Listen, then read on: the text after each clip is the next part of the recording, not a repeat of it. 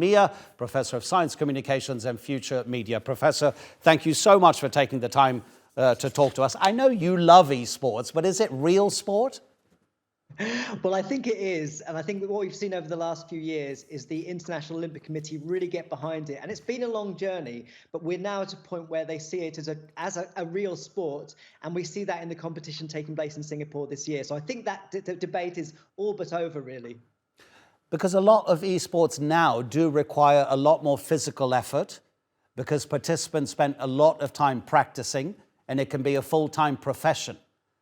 But it doesn't have that physical altercation that comes with what many regard as one of the essences of sport, that your body has to do most of the work and it has to be involved in possibly a physical confrontation with a competitor, whether that competitor is straight in your face or on the other side of a net, as in tennis.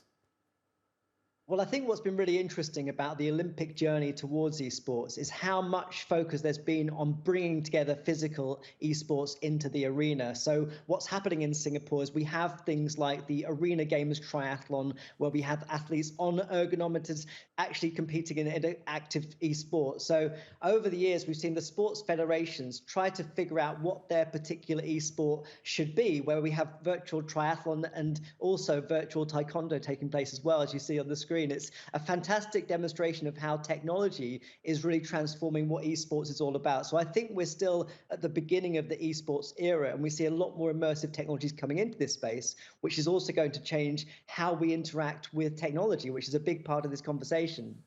And in terms of our health, whether that be physical or mental health, have there been studies that show how much esport can actually benefit both of those, especially the mental part and exercising the brain?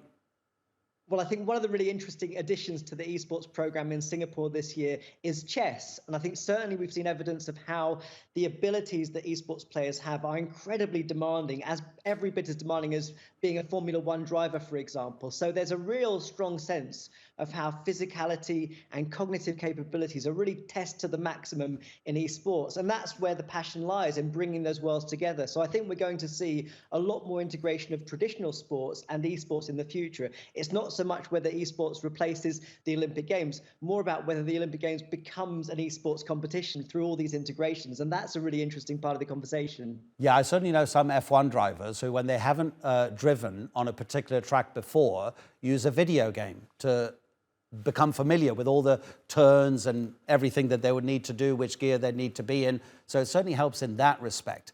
The money is quite unbelievable, Andy. Who is providing this money? Where's it coming from? From the gaming industry itself? Well, certainly from the gaming industry, and it's important to note that there's a huge esports tournament sector outside of just what's happening in Singapore this week. So the world of gaming has found its way into the live event economy in a major way, where stadia all over the world are being sold out to esports tournaments. So I think that at the moment we see games developers, but actually what's really interesting is if you look at the traditional sports sponsors and broadcasters, they're all putting their money into it as well now. So the worldwide partners of the Olympic Games, for example, companies like Intel, Samsung, those sorts of organizations are very big into this space, even Coca-Cola. And I think those sorts of organizations see that what's appealing is that the young people of the world are embracing esports in a massive way. And we can't have noticed, of course, that in fact, what we've seen is a rise of the games industry, and it's becoming bigger than film, music, and perhaps sport as well.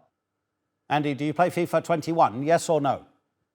23, I think we're up to now. I'm still on 21. Okay, let's connect, and then you can beat me. Okay, I'm terrible. I'm absolutely terrible, but I love it. Professor Andy Miah, thank you so much indeed. Really appreciate it. Pleasure.